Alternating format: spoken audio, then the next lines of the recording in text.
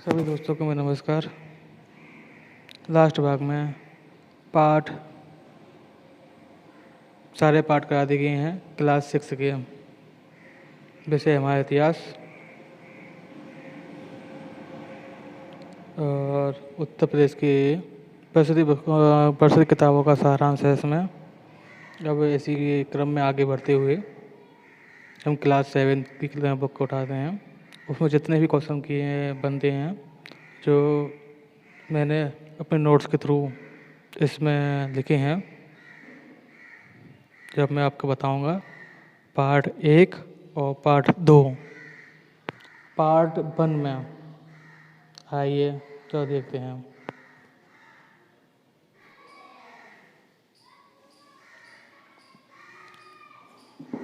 Class 7 subject हमारा इतिहास।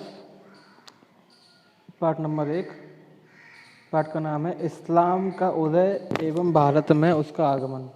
इस्लाम के 3 बुनियादी सिद्धांत हैं: समता, समानता, बंधुत्व। मोहम्मद साहब ने जीवन में 5 सिद्धांत निर्धारित किए: कलमा, नमाज, रमजान, ज़कात, हज। मोहम्मद साहब का जन्म कहाँ हुआ? मोहम्मद साहब का जन्म मक्का नामक शहर में सन 570 में हुआ। मोहम्मद साहब शुरू में मक्का शहर में के कई लोगों ने मोहम्मद साहब की बातों का विरोध किया था, यहाँ तक कि मोहम्मद साहब को मक्का छोड़कर 622 ईस्वी में दूसरे शहर मदीना जाना पड़ा। इनका यह जाना हिजरत कहा जाता है। इसी समय से मुसलमानों का हिजरी संवत प्रारंभ होता है। मोहम्मद साहब के देवसान के बाद अरब में खलीफाओं का प्रभुत्व स्थापित हो गया। 6 है सूफी संत और उसके संबंधित जगह देखिए। ख्वाजा मोइनुद्दीन चिश्ती अजमेर में है, बाबा फरीद पंजाब में और निजामुद्दीन औलिया दिल्ली में। महमूद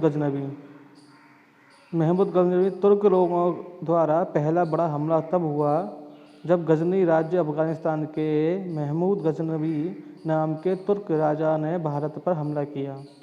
उसने सन 1000 से सन 1025 तक 17 बार विभिन्न राजपूत राज्यों पर आक्रमण किया। इसमें 1025 ईस्वी में सोमनाथ मंदिर का आक्रमण सबसे प्रसिद्ध है। फिर आया अलबरूनी। मध्य एशिया का प्रसिद्ध अल्बुरैहन, जिसे हम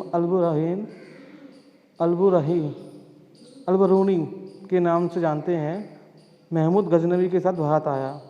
इसकी पुस्तक का नाम तहकीक-ए-हिंद।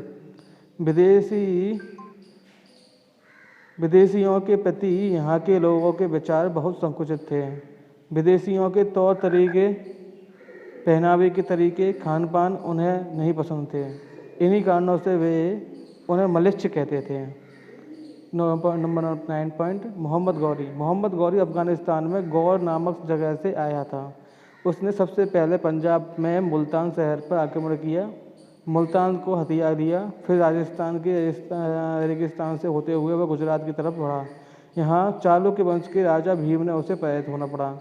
मोहम्मद गौरी ने इस पराजय से हिम्मत नहीं हारी और 1190 ईस्वी तक पूरे पंजाब पर उसका अधिकार हो गया और भटिंडा से शासन चलाने लगा। तराइन का युद्ध। तराइन के प्रथम युद्ध में 1191 में पृथ्वीराज ने मोहम्मद गौरी को हरा दिया।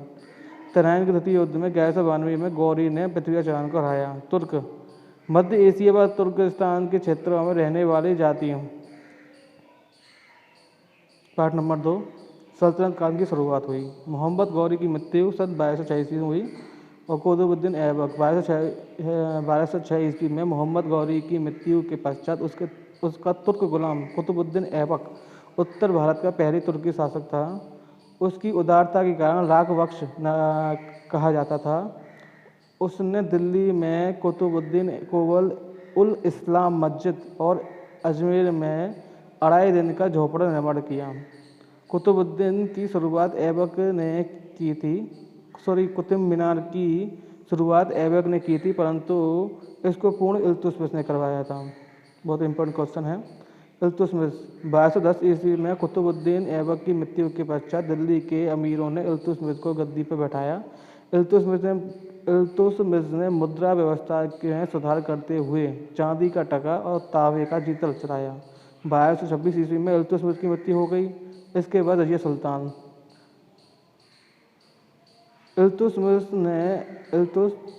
इल्तुतमिश ने अपनी पुत्री रजिया को अपना उत्तराधिकारी बना दिया था, परंतु सरदारों तथा उलेमा के विरोध के चलते इल्तुतमिश की मृत्यु के बाद उसका पुत्र रुकनुद्दीन फिरोज गद्दी पर बैठ गया।